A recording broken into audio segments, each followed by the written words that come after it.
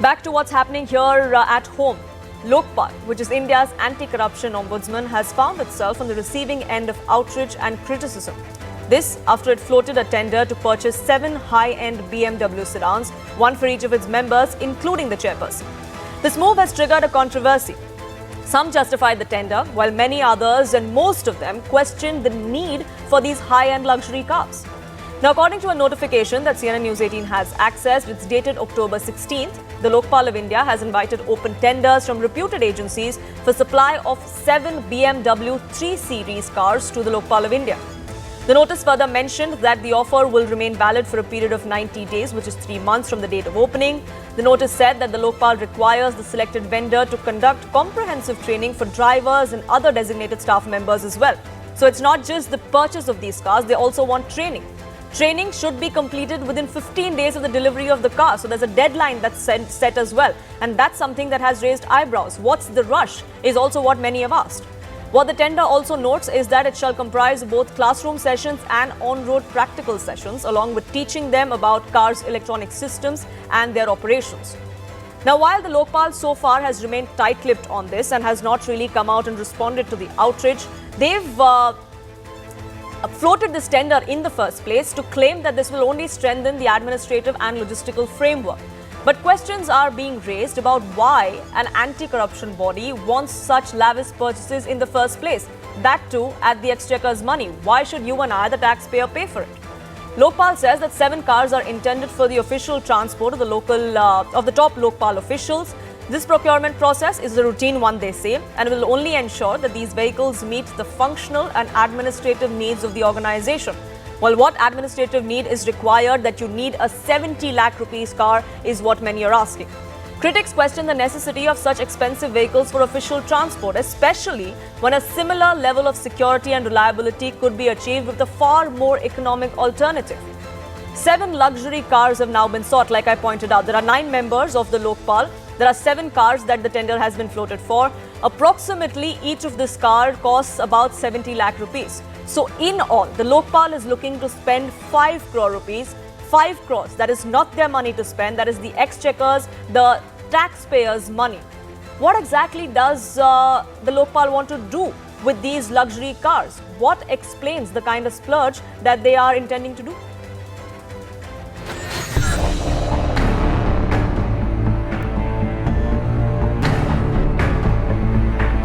The exact model that they want, what the tender says, is procuring the BMW 330 Li long wheelbase sport model in white color.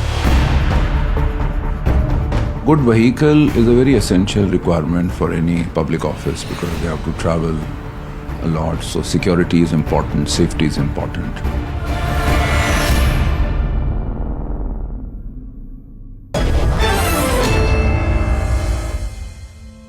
What's your first reaction to this kind of request that's being made at all by a corruption watchdog?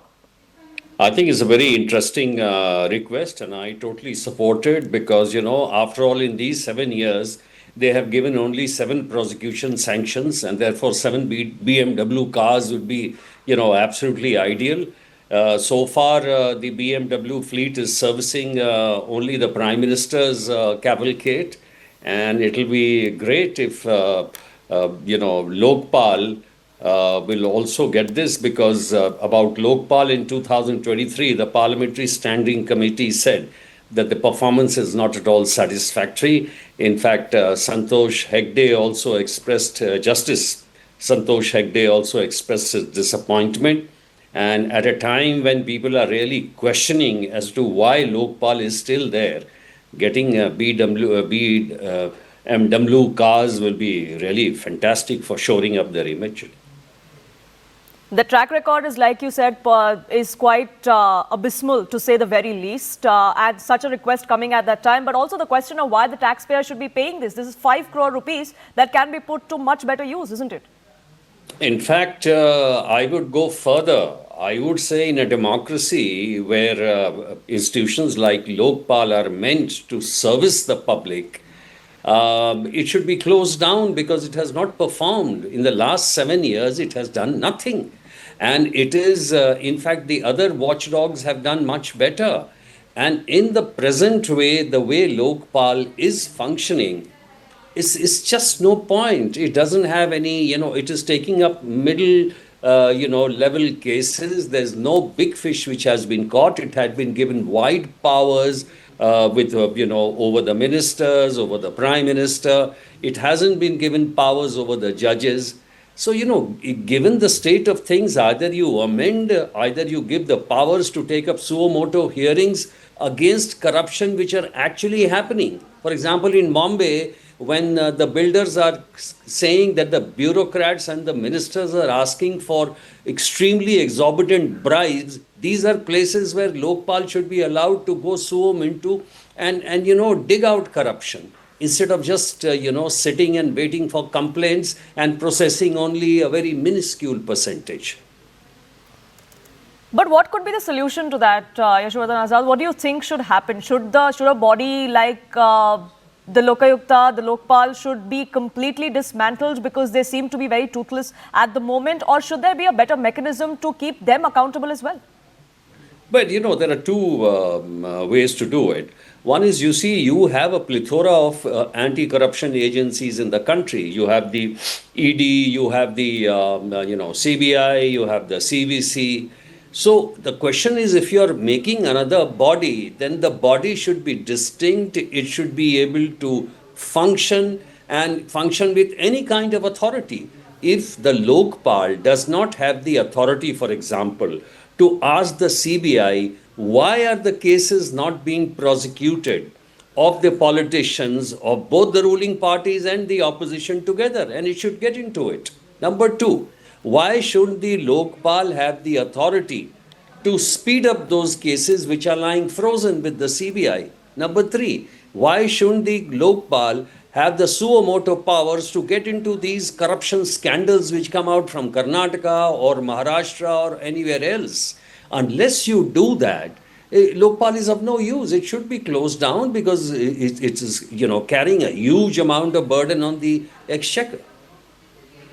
And that's really the most important bit, that forget about these 5 crore rupees that we are hoping, or the Lokpal is hoping to spend right now. But what about the money that has already been spent? The kind of infrastructure that is meant for this institution, the kind of salaries that are paid out, the kind of ancillary money that is spent, all of which is going out of the taxpayers' money and very little results coming out of it. I absolutely agree. And the other thing is that it's most important that when you have a body like Lokpal, listen, there were a lot of expectations riding on the Lokpal. You recall the Anna Hazare agitation, and people thought that this is kind of panacea. And for the first time, this anti-corruption watchdog is virtually going to sweep the country, catching some of the biggest guys.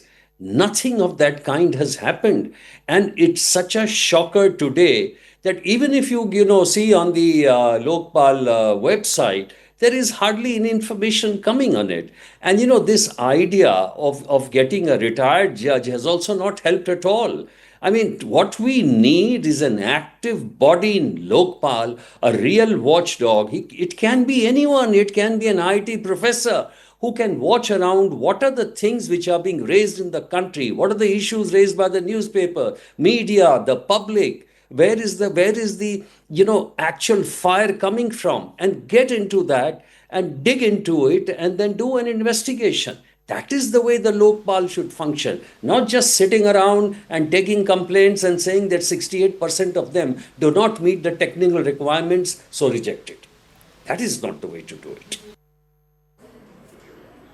Who holds the Lokpal accountable? Who says that there is a need or there isn't a need for these 7 luxury cars for this tender to be floated at all? And even if it is, then it should be taken back. Well, the Lokpal is an independent body. The parliament is eventually who it is accountable to. So why are politicians not speaking up or outraging as many of us citizens are doing? Well, my colleague Aman Sharma spoke with UBT Shiv Sena MP Priyanka Chaturvedi on this entire controversy. Listen in.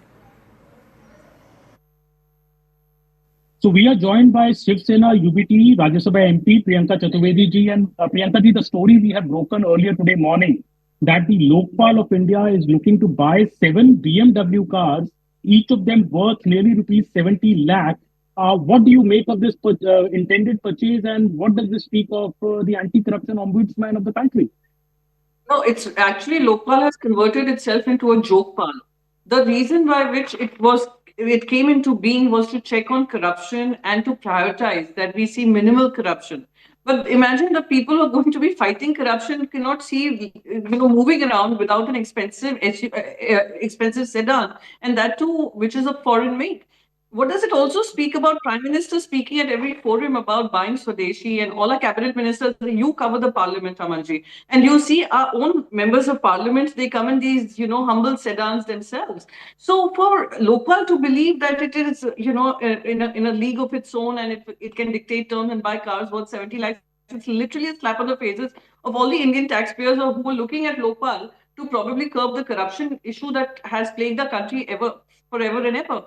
So I would just say that they've made a joke out of it, and I'm hoping that they would review your news break. Firstly, I believe it's your news break.